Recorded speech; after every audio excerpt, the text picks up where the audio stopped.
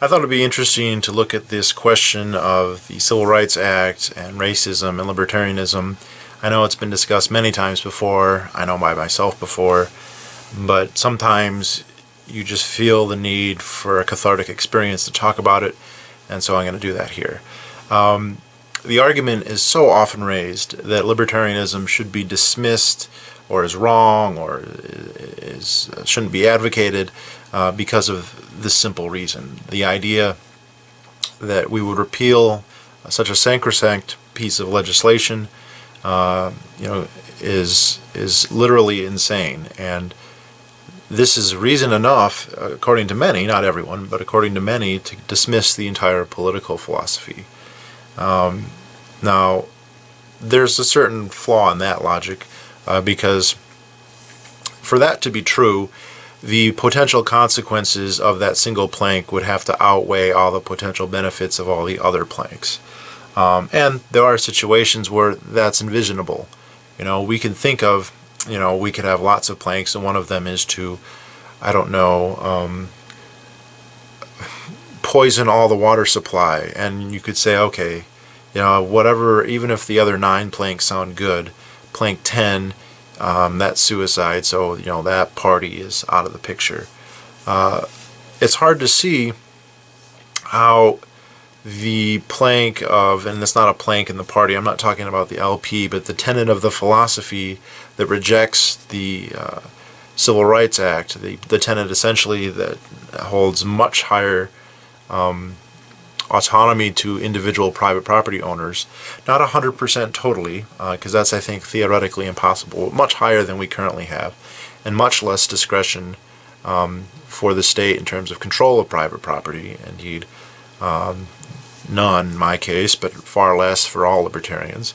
If we're going to make claims that the entire thing is invalid because of this simple principle, then we have to do a cost-benefit analysis. And if we look at the fear-mongering surrounding allowing greater degree of private property to the point where owners could potentially refuse service to people based on some form of discrimination, and it wouldn't only necessarily be restricted to racist discrimination. They could discriminate based on gender, they could discriminate based on sexual orientation, they could discriminate based on religious ideas, they could discriminate based on counter racist ideas. They could discriminate against people who they perceive to be racist. There's any number of ways they could discriminate. For some reason, the focus is always on whites discriminating against blacks.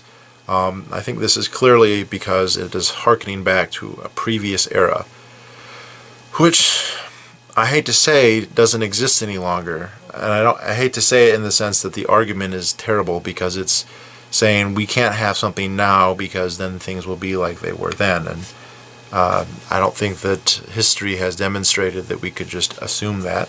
But if we look, it is very unlikely that this would be very much of a problem, because it would imply that business owners would be willing to forego profits and money in order to indulge in a bigotry. Now, I wouldn't say that this would never happen. We're talking about millions of people, hundreds of millions of people for that matter, probably millions of pieces of property, millions of retailers, or at least many hundreds of thousands. It is not inconceivable that from time to time, and perhaps with a certain below threshold of 0 of it occurring, that black people or other minorities, and even white people, could be denied service because of their race. But I think it's obvious this would not be very common. Now, it's interesting because liberals kind of have they have multiple worldviews that are mutually exclusive. And when whatever argument they're making, they'll put on that worldview for as far as it will go, and then if they need to change to a different worldview, they will. And what am I talking about here? No, because one of the cliche myths that liberals thrive on is the idea that businessmen are utterly rapacious, greedy, avaricious money grubbers, that the only thing they care about is profit, that they have absolutely no other motivation whatsoever, that they will do anything for a penny, for a dime, for a dollar, And this is seen as justification for all levels of government involvement. But on the other hand, when we talk about this topic, suddenly business people, we shouldn't be worried about them caring about money. They are suddenly all white nationalists, like the Community A that's trying to form in North Dakota. Every single one of them is a white supremacist racist. They're all in the Klan secretly, and we're just one piece of legislation away from every business owner in this country attending cross burnings. But the two are mutually exclusive. If you are hell-bent on profit at all costs, then you are not going to turn down money from a consumer because they are black. And this also goes into that producers are somehow exploiting their consumers. It's a unfair exchange. Well, if they're evil racists, and if exchanges are unfair, then they would want to be as unfair as possible to black people and provide them with as many goods and services as possible. And since they're white nationalists, and since they care so much about whites, then they would deny service to whites, because denying your customers is really doing them a favor, because mutual exchanges between consumers and producers are actually exploitative. I mean, there's many different ridiculous characterizations that make up the pantheon of liberal myths, and I can understand making a thought experiment that utilizes one or the other, but then to have a scenario that relies on you changing the entire rules of the metaphysics of your universe multiple times, at least twice or at least once, shows a serious weakness in the worldview. Yes, there would be probably some discrimination, some of which would be based on race. There'd be other discrimination based on other ends, which apparently is far less important to liberals. Again, I don't know why, but that's the case. But there is no indication that would be that often. And let's think about let's do a cost-benefit analysis. Let's say a black person walks into a business and they're denied. What is the harm? They have simply not been able to buy a good. I think you would have to argue for you to... I mean, what's the fear here is that will that black person then starve to death? Will every single retailer in the country form a giant cartel of secret Nazis, or they wouldn't have to be secret in a libertarian society, who will all deny food to every black person? That's highly conspiratorial, much more than Alex Jones ever was, to assume that. The worst that would happen is that they would be denied. They'd have to walk to another provider, which there's usually quite a few, especially if we're talking about more essential things like food, water, and that sort of thing. Now, if we're talking about the single place that sells Russian egg dolls, and the Russian immigrant is actually a gay nationalist from Russia, and he doesn't like mud peoples, then they might have a hard time finding a Russian egg doll.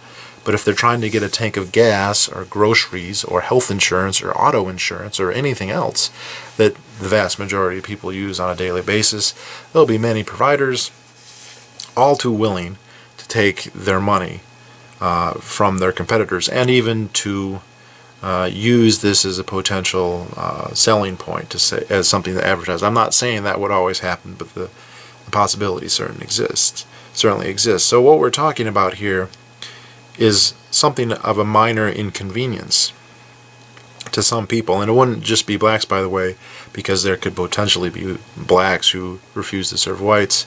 But it's interesting, how is that exactly oppression, to not have some business done with you? This is like saying that someone is oppressing you because they're not becoming your friend, as if they're obligated to become your friend. Now, if they're obligated to be your friend, and this is where this gets kind of ironic, then they become your slave. If they are owed to provide you a good or service, irregardless of their agreement to do so, then they are, to a degree, your slave. And that's where this argument kind of becomes silly and ironic. Now, if we look, what's funny is that people are like, well, this scenario that libertarians want is so horrendous that we should ignore the entire philosophy. But again, worst case scenario, you're going to have a very tiny minority, or a tiny fraction of the transactions taking place being denied based on some kind of arbitrary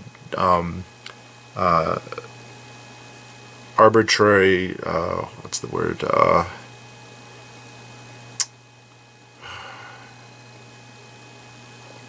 discrimination. Sorry about that. Some arbitrary discrimination. And all that's going to mean is they're going to go and patronize a business that isn't racist, which I don't know, wouldn't that be a good thing? Why would you want, by the way, to patronize the business of somebody who hates you? I mean, changing the law, by the way, would not affect that. The secret Klansman, if it was made that he couldn't deny service, he would still provide the service, and then you have blacks subsidizing a secret Klansman, or not even a secret Klansman. It's hard to see how that exactly is that much better. But if we look at the other policies, you know, I'm looking at this and I'm looking, okay, maybe it hurts their feelings, maybe they have to run to a different store, you know, which takes some time and whatnot, but not very much. You know, I mean, I guess it's kind of an inconvenience, and maybe it hurts their feelings. They're being the people who actually, on the rare occasions where this actually happens. But then let's look at like other topics that, for some reason, are not considered do or die in terms of the efficacy of the parties that support them. The most obvious one is the drug war. In the drug war, you have blacks having their homes raided, in which case a SWAT team will break down the door, most likely. Most likely. All these are most likely, as in this is the typical common practice, not literally in every example happening. They'll ransack the house. They'll arrest everyone who's in it. They'll interrogate them, potentially pointing guns at them. They might kill a dog or two. It doesn't always happen, but it's quite common. And then they will ransack the house, and if they don't find any drugs, they'll leave. Now, I'd say being woken up in the middle of the night by a gang of thugs wearing body armor and having guns who are threatening you, who would destroy your house, is considerably worse than having to go to the next gas station or the next grocery store or, God forbid, the next Russian doll company. But that's assuming they don't find any drugs. If they do find drugs, then you'll be sent, go through a very lengthy, very expensive legal process that the odds are stacked against you enormously. If you're convicted, you will be penalized in a way that is capricious and very harmful to you, including being sent to prison, which could involve you receiving repeated rapes. Now, this isn't just some scenario that I've concocted that could hypothetically happen but would be statistically insignificant, because we have a war on drugs right now, and this happens right now on the order of tens of thousands of times every year, to the point where something like a third of all black men are in some level of the judicial system. Now, not every single one of them is there for no good reason. There are many there who are there for good reason. They've committed crimes, serious crimes, but a large majority, and not just among blacks but among everybody, are there because of the drug war. They're there because of another invasion of property rights that says you don't own your body, and you're not allowed to transact, and you're not allowed to take the drugs that you please, even though the only victim would be yourself. Even though you've not harmed anybody, everything you've done has been voluntary. Exact same principle that applies to owning a business, by the way. The government has said, no, you're not allowed to do that, and we're going to punish you. And the punishment that they mete out for the drug war, and the drug war is the most dramatic example, but hardly the only one. It is hard for me, in any seriousness, to consider that comparable to the potential harm that could ever be imagined to happen because of a repeal of the Civil Rights Act and business owners having stronger property rights to discriminate. If we're going to make a cost-benefit analysis and say libertarianism is wrong because it advocates something that could cause some discrimination among buyers and sellers that may force consumers to shop elsewhere and suffer some psychological harm because they were denied service, but then other political parties, namely the Democrats and the Republicans, can favor a program that imprisons hundreds of thousands of blacks, the majority of which have done nothing other than engage in voluntary non-victim behavior, and again, that's on the drug war, but not only on the drug war. The difference in the order of magnitude of the social harm to minorities and to everyone else for that matter is so great as to make one wonder about the sanity of the people who make this argument. To me, it indicates that they are completely delusional. They're completely myopic. They have a total hypocrisy where the imagined harms of a libertarian society are weighted to the point where they tip the scales, whereas the demonstrable, demonstrated, historic, unchanging, ever-growing harms caused by the current political structure they count for nothing, and this is kind of approaching it from a race-specific perspective, but it hardly needs to be. The only thing I can kind of defend would be that even though the physical harm and financial harm caused by the war on drugs or any number of other onerous anti-private property activities of the federal government is not as bad as the potential producer denying service, is that it offends your senses, that it's just emotionally so terrible for you to think of the idea that a person could say, I'm not going to serve you because you're black. Even if the actual harm from that is measurably small, it's so offensive to you that it's worse than rape and death, killing, theft, destruction, enslavement, which is what the alternative is. And if that's your subjective valuation of the two alternatives, I don't know what to tell you. You have very strange values compared to me. Very, very strange values. And there's another aspect of this, because there's a certain logical leap to say that allowing people to have private property then is pro-racist. In fact, liberals don't apply this argument, liberals or conservatives don't apply this argument consistently, because yes, it's true, if we believe in property rights, then we want to, and property rights is a tricky issue. I don't think that property rights can be metaphysically substantiated to be like 100%. I mean, it's literally impossible. If they're 100% and someone died, then their intestate property would have to remain unowned for the rest of time. Okay, I don't believe that. But the way we have it now, with a particular institution with so much discretion and so much power, creates incentives that are so perverse and so destructive as to require our attention, for our own self-interest. But if we think about it, yes, allowing people to own their own property and businesses to own their own businesses and to discriminate as they see fit, it has the potential to have people make racist decisions. Yes, that exists. But it is a considerable logical leap then to say that allowing, favoring private property means one favors racism.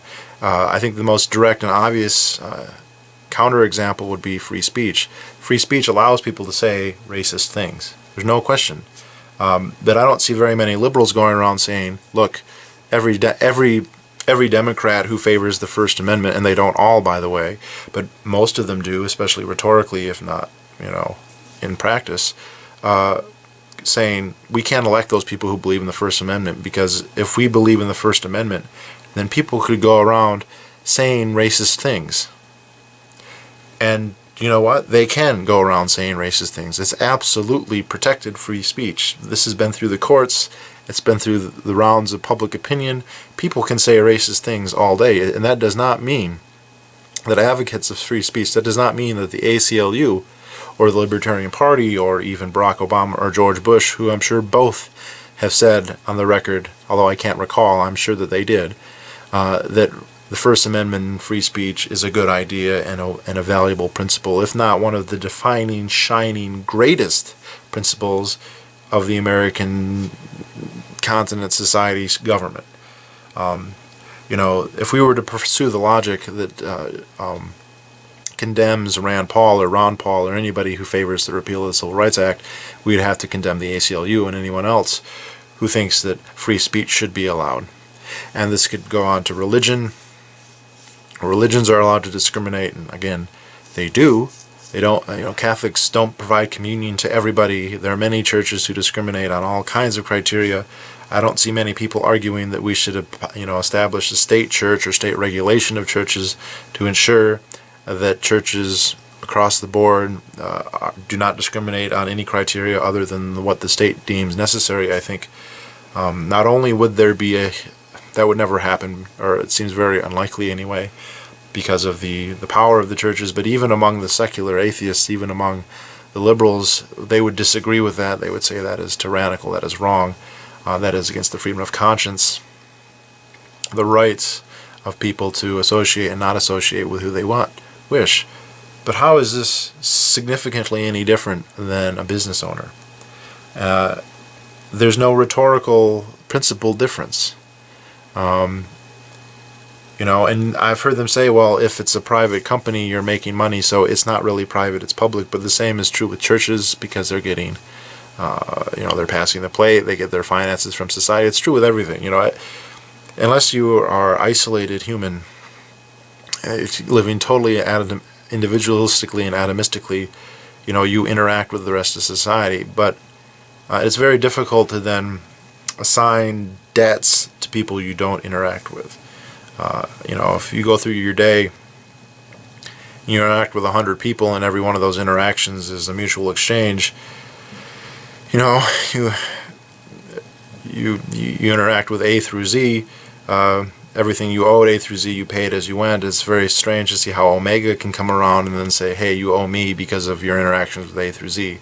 No, when I interact with Omega, I'll owe Omega. When I interact with the government, I'll owe the government. But the government can't just come and say, listen, by virtue of the fact that you're not an isolated anarchist, I get to tell you who can come to your business, how you can interact with all those other people. It just doesn't logically follow. I don't know. I think a big reason this happens is there's such a very strong emphasis on ad hominem and identity politics. The liberals don't like to make arguments so much as just to slander people. You're a racist, you're a bigot, you're a homophobe, you're an isolationist, you're a capitalist, you're against the workers, blah, blah, blah, blah, blah. This is a common tactic of communism and socialism throughout history. Now, I'm not saying that every liberal is a closet communist, only that they use similar tactics much of the time. It's rather than have a discussion or a debate about the efficacy of private property rights, which I think is an interesting debate that anybody can have, even if people don't agree with me. I don't think anyone can come out and say, hey, our society is perfect, it's got property rights nailed, right? I mean, could there ever be a more ridiculous statement than to assume that your current government society has perfected anything? So there's room for discussion on all of this, but liberals don't want to have a discussion. They want to say, you're racist. You don't like black people because I can imagine a scenario occurring from your policies that could do something that would hurt my feelings, essentially. Even though it wouldn't be coercive, it wouldn't be an aggressive act, per se, the scenarios that they outline. It would just be something that offends them. And even though the alternative that they favor involves a great deal more harm than just causing offense, that doesn't seem to bother them, which again, I have a hard time empathizing or understanding a person who is willing to butcher, and we hadn't even talk about like foreign policy, but butcher thousands. And that's conservative. I'm not like, that is not hyperbole. Butcher thousands, but worried about their feelings getting hurt in a totally voluntary exchange. So, you know what? This argument's going to keep coming around. I think it's a nice, easy talking point. I think they consider it low-hanging fruit. It's funny, though, how liberals will bump their head and knock themselves out whenever they try and reach for low-hanging fruit, but there it has it.